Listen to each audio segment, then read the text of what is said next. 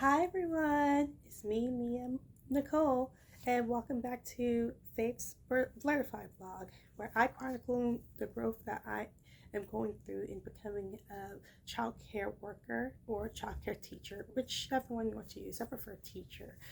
So before we begin, I'm going to give you the same disclaimer that I give in my videos. I'm not going to say the name of the company that I work for. I'm not going to reveal any names of any employers or any supervisors that are over me.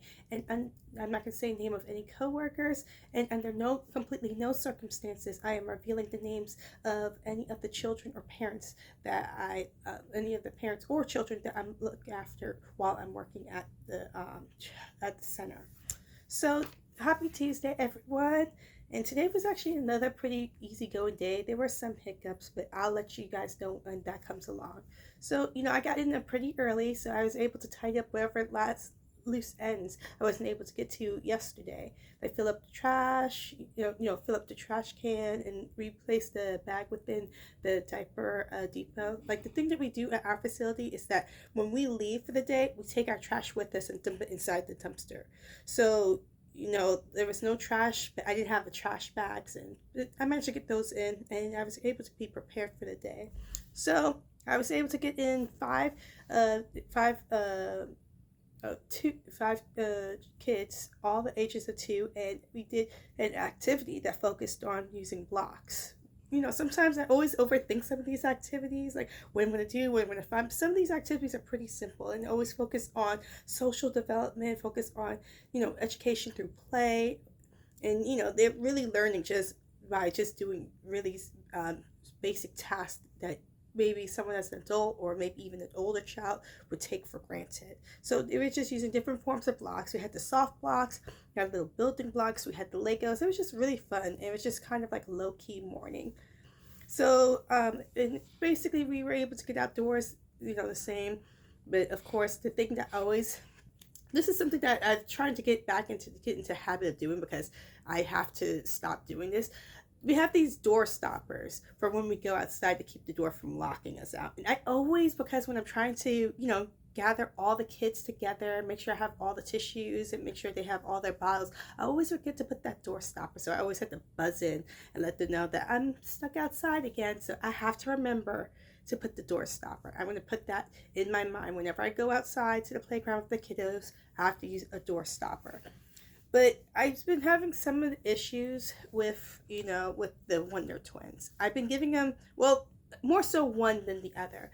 I was surprised I was able to work a little bit more with one child, but I guess that's because he's actually going to be soon going to be turning 3, and he's going to be moving out of the 2-year-old classes to 3-year-old classes. So the Wonder Twins won't be for very long. I'm going to have to get a new nickname for the other little guy. As for the other one, he is, as I mentioned, that he's the other half of the Wonder Twins who is on the spectrum, so it's a little bit harder for him, for me to work, to be able to guide him, and it breaks my heart whenever I'm not be able to reach him in some way. And I feel like it's becoming even worse. Like I'm helping with getting him to stop using his pacifier as much, but it seems like he's getting a little bit more, hyperactive, a little more energetic. He started start playing around with his water from his water bottle, which I really don't like. It's not very sanitary to just drink water and start spitting it over on the floor. That's something that I really want to find a way to be able to stop before it becomes more progressive, because it's not something that you would want anyone to do. And I don't know where he started doing this. So I just want to try to find some way to be able to quell that before it gets even worse. So we so around lunchtime, right before lunchtime, I ended up swapping my some of my students for the 1-year-old students. And I'm trying to work a little bit well with them as well. I think the reason why I'm working more with the 1-year-olds along with scheduling things is so I get more experience working with them, because when I started working with the 2-year-olds, it was a little bit chaotic. I was having issues, but I think it's started to become a little bit more easier now since they're more accustomed to me. But I know that it's a lot different trying to direct 1-year-olds than it is with 2-year-olds. So I had to find something a little bit more fitting for them that they could get used to, because it's kind of getting a little bit hard with trying to direct them. Even when I tell them this lunchtime, it takes longer for them to get to the table than it would with the 2-year-olds. So, that's just another list of things that I need to build off of. So so a big thing that happened actually around the nap time right after I returned from my lunch break was that the center's licensor came to visit. Now, when it comes to a licensor, they're basically similar to a restaurant's health inspector. They come to visit the building, make sure everything's meet requirements, both in safety and also in quality for children. Like they have this system called the step up to quality, where how well the quality is for that center is also matches up with the star rating. It's something that's in Ohio. I'm not sure it's outside the state, but I know that's something that's related within the state. And so, it's basically we want to make sure that we maintain our quality and safety for as well as which is also part of the ratio. Now, a thing that I know about the ratio, so you can have like at least about 6 to 7 children, but I didn't know that the ratio becomes like mandatory at 6 if a child is under 18 months old. And our newest child who has started joining the 1 year olds is actually less 18 months old, but she's going to be reach 18 months really soon.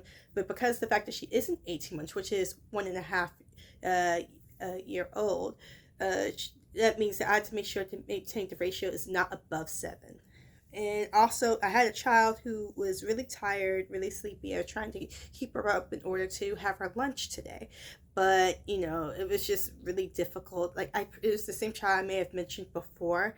Like, she did not like to be woken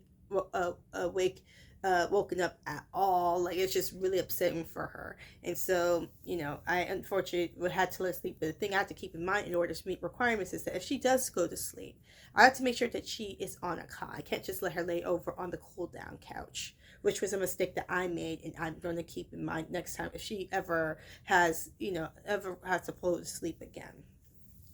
So mating ratio is a huge deal. Like, you think it's not going to be a big deal, but it really is. You have to make sure that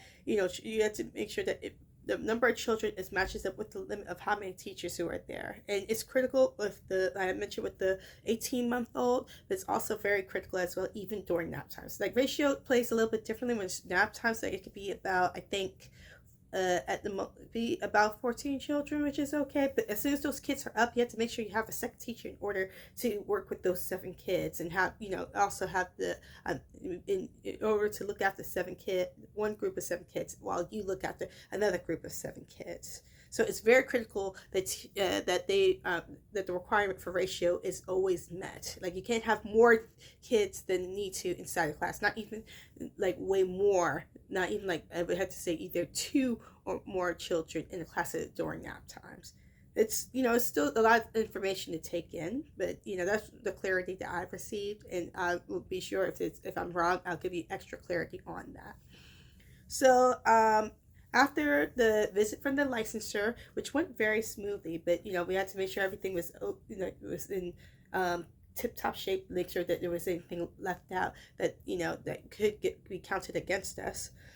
We had snack time, which is short, and I managed to provide the child who was sleeping during lunchtime her lunch along with her snack. So at least I'm glad she was able to eat something. And it did take some time in order to change and also maintain and cleaning the room. It just was kind of strange with this child on the spectrum. Like, it really really hurts me that I feel like that working with him, his progress is getting worse. But I'm just starting to begin, and I am not a licensed professional when it comes to comes to areas of mental health. I've had experience, but I'm not a professional, and I didn't study mental health. It's just something that I grew up like witnessing, growing, as like a child going through the school system, whatnot. But it just kind of makes me kind of sad that I feel like that I'm losing him more, and he's using more different behavior than it was when I first met him. But I really want to do everything I can to let him know, that he's safe and that he's understood at some capacity. And I really do want to help him in some way. So, I know that there's a little bit of a So, I know I kind of ended on like a humdrum moment, but I'm still hopeful, and I hope that you guys are hopeful. So you guys let me know what you think in the comments. Tell me any tips that you guys might be able to give me regarding childcare, or more specifically, maybe help with this very young spectrum diagnosed child. And also just let me know what you think of how my videos are so far. I know it's at the beginning, but I'm really excited about what you guys could see. So be sure to also follow me on social media. I have my link tree located in the comments of this video, and I hope I'll be able to share more, areas of social media that you can be able to follow me and be a little bit more consistent, you guys, and be able to engage with you a little bit more. So I hope you guys have a very good morning, evening, or night, and remember to stay blessed and blurtiful. Bye.